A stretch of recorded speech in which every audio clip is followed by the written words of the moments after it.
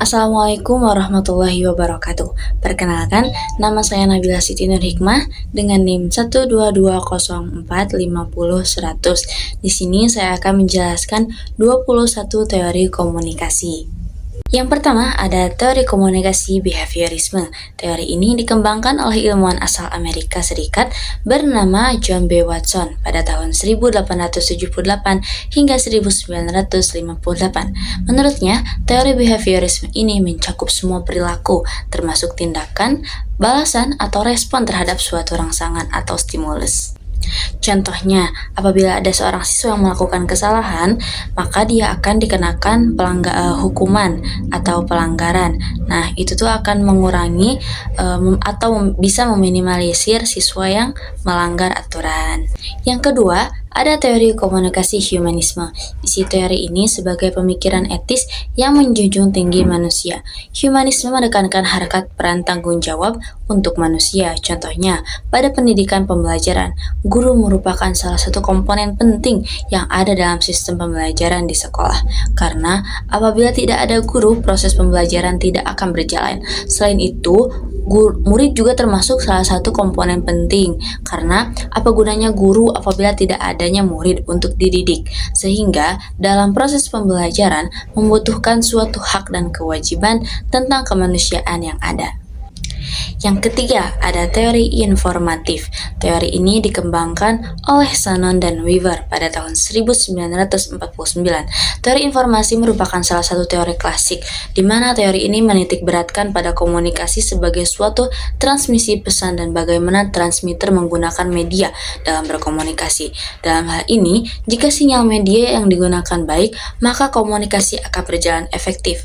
Begitu pula sebaliknya, apabila sinyal media tidak baik, maka komunikasi tidak akan berjalan dengan lancar.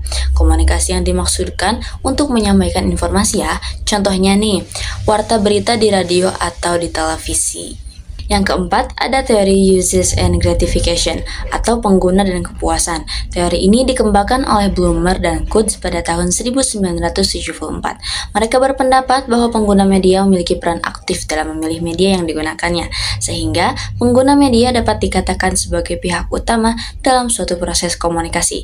Dalam hal ini, pengguna mempunyai pilihan untuk menentukan media yang sesuai dengan kebutuhannya. Contohnya nih, ada seseorang sedang membutuhkan hiburan, maka ia akan memilih menonton film atau acara komedi yang dapat menghiburnya.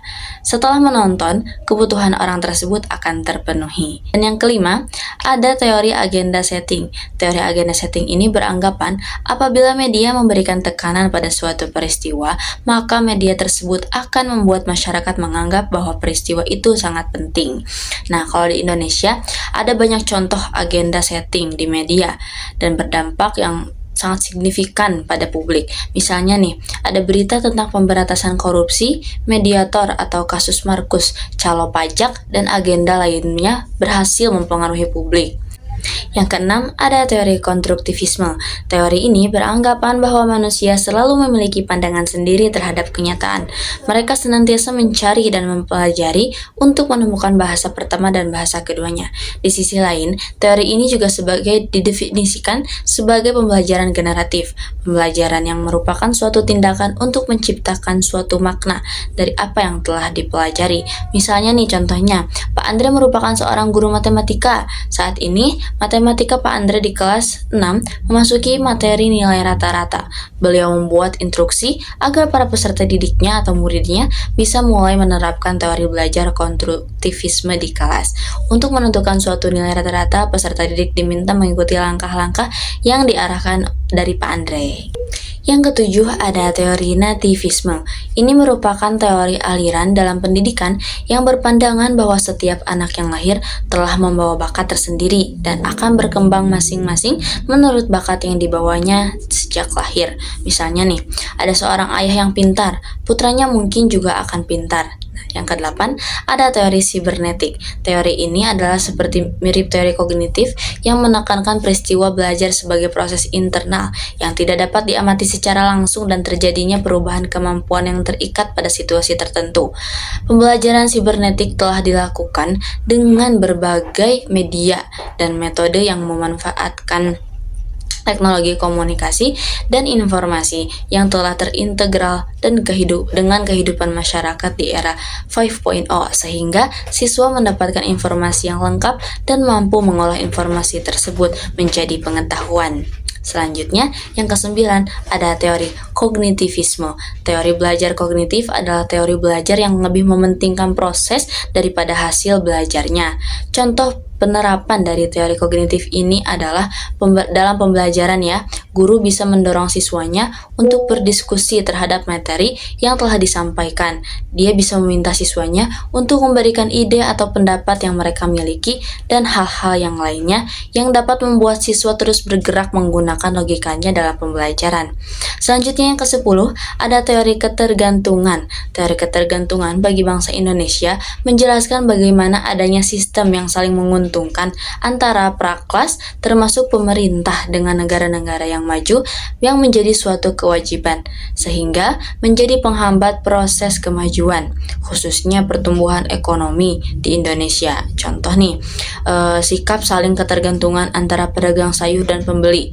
Pedagang sayur membutuhkan pembeli agar mendapatkan uang, sedangkan pembeli membutuhkan pedagang sayur tersebut untuk mendapatkan bahan makanannya. Selanjutnya, yang ke-11 ada teori inokulasi. Teori ini pada mulanya disampaikan oleh M. Squire, di mana inokulasi dapat pula disebut sebagai suntikan yang mengambil analogi pada ilmu medis. Ibaratkannya nih, orang yang tidak siap menahan penyakit, maka dia harus disuntikan vaksin untuk memperkuat daya tahan tubuhnya. Selanjutnya, teori ke-12 ada teori norma dan budaya. Pada hakikatnya, teori norma dan budaya ini menganggap bahwa media massa melalui pesan-pesan yang disampaikannya secara tertentu dapat menumbuhkan kesan-kesan halayak disesuaikan dengan norma-norma budayanya. Dalam situasi tertentu, media massa menciptakan norma-norma baru. Mengenai hal ini, tampak pada media surat kabar nih misalnya, radio, televisi, film. Media tersebut banyak menampilkan bentuk baru dari hiburan, bahkan interaksi di kalangan keluarga. Contohnya nih, ada kampanye media massa yang disponsori American Cancer. Nah, itu contohnya. Selanjutnya, yang ke-13 ada teori pengharapan nilai. Ini adalah teori tentang komunikasi massa yang meneliti pengaruh penggunaan media oleh pemirsanya, dilihat dari kepentingan penggunanya tentunya. Teori ini mengemukakan bahwa sikap seseorang terhadap segmen-segmen media ditentukan oleh nilai yang mereka anut dan evaluasi mereka tentang media tersebut. Kira-kira percaya bahwa film India, contohnya nih ya, kalau misalnya percaya nih, ada seseorang yang percaya bahwa film India tersebut dapat memberikan hiburan terhadapnya dan kita menilai hiburan tersebut termasuk bagus, maka kita akan mencari kepuasan dengan menonton film India tersebut. Ya, juga sebaliknya, kalau misalnya kita menilai film India tersebut buruk, maka kita tidak akan mencari bahkan menontonnya. Selanjutnya, di teori yang ke-14 ada teori struktural fungsional. Teori ini memandang masyarakat sebagai suatu sistem yang terintegrasi secara fungsional ke dalam suatu bentuk ekuilibrium. Pendekatan fungsionalisme struktural ini timbul lewat cara pandang yang menyamakan masyarakat dengan organisme biologis. Contoh dari teori struktural ini adalah adanya lapangan kerja atau lowongan pekerjaan. Contoh yang lainnya juga misalnya, jika seseorang telah selesai sekolah SD misalnya nih, pendidikan tingginya telah selesai di AMPU, maka dia akan mempunyai keinginan untuk mendapatkan pekerjaan. Nah, selanjutnya ada teori ke-15 yaitu teori sikap. Teori sikap ini adalah teori yang dicetuskan oleh Sandra Harding yang menitik beratkan pada bagaimana kuasa kaum marginal yang tidak lebih besar dari kaum dominan ditempatkan di masyarakat. Teori ini memperjelas sudut pandang perbedaan gender, orientasi seksual, ras, ataupun etnis dan dapat menghadirkan perbedaan kesetaraan antar manusia. Selanjutnya yang ke-16 ada teori komunikasi dua tahap. Teori komunikasi dua tahap ini membahas mengenai efek media massa dan pertama kali diterapkan dalam kampanye pemilihan umum pada tahun 1940. Studi ini memiliki asumsi bahwa proses stimulus bekerja dalam menghasilkan efek ke media massa. Proses penyebaran informasi dalam two steps flow teori ini dibagi menjadi dua tahap, yakni tahap yang pertama adalah informasi mengalir dari media massa ke pemuka pendapat. Nah, tahap kedua ini ada pemuka pendapat menyebarluaskan informasi dari media massa ke sejumlah orang yang menjadi pengikutnya atau opinion followers. Selanjutnya, teori yang ke-17 ada teori komunikasi administrasi. Teori komunikasi administrasi adalah proses penyampaian pesan yang dilakukan secara timbal balik antar anggota. Teori ini dimaksudkan dengan tujuan untuk menumbuhkan rasa saling pengertian dalam rangka mencapai tujuan organisasi dengan efektif dan efisien tentunya. Fungsi dari penerapan teori ini adalah untuk menjaga stabilitas informasi agar terciptanya sesuai sikap yang memadai antar bagian dalam organisasi. Komunikasi administratif ini melibatkan penulisan korespondensi bisnis seperti memo, pemberitahuan, laporan dan surat, berbicara dalam rapat dan presentasi, serta mendengarkan semua tingkat karyawan, rekan kerja, dan atasan. Selanjutnya yang ke-18 ada teori connectionism. Teori ini disebut juga dengan teori trial and error. Menurut teori ini, masing-masing organisme apabila bertemu dengan situasi yang baru akan melakukan tindakan yang bersifat coba-coba secara terus-menerus. Kemudian jika dalam usaha coba-coba tersebut secara tidak sengaja timbul perbuatan yang dirasa memenuhi situasi, maka perbuatan tersebut akan terus diterapkan sebagai salah satu tindakan yang dinilai cocok dalam situasi tersebut. Dengan percobaan yang dilakukannya tersebut secara berkelanjutan, maka perbuatan tersebut menjadi suatu kebiasaan dan semakin efisien untuk diterapkan. Yang selanjutnya yang ke-19 ada teori operan. Teori ini pertama kali dikemukakan oleh Skinner pada tahun 1904 sampai 1990. Skinner menganggap penghargaan dan motivasi adalah dua faktor penting dalam pembelajaran. Tak hanya itu, Skinner berpendapat bahwa tujuan psikologi dalam komunikasi adalah untuk mengontrol tingkah laku. Contohnya untuk teori ini adalah seorang guru yang memberikan penghargaan atau hadiah kepada siswa yang mendapatkan nilai tinggi. Tujuannya agar anak tersebut dapat lebih rajin lagi. Selanjutnya yang ke-20 ada teori classical conditioning. Teori ini dikemukakan pertama kali oleh Ivan. Menurutnya, teori belajar ini merupakan teori belajar merupakan suatu proses perubahan yang terjadi karena adanya syarat-syarat atau conditions. Kemudian, syarat-syarat tersebut akan menimbulkan reaksi atau respon. Lalu, untuk membuat seseorang itu belajar, keberadaan syarat-syarat tersebut dibutuhkan juga. Di sisi lain, fokus dalam teori ini adalah teori pembelajaran yang terjadi secara otomatis setelah latihan-latihan yang dilakukan secara terus-menerus. Selanjutnya yang terakhir ada teori systematic behavior.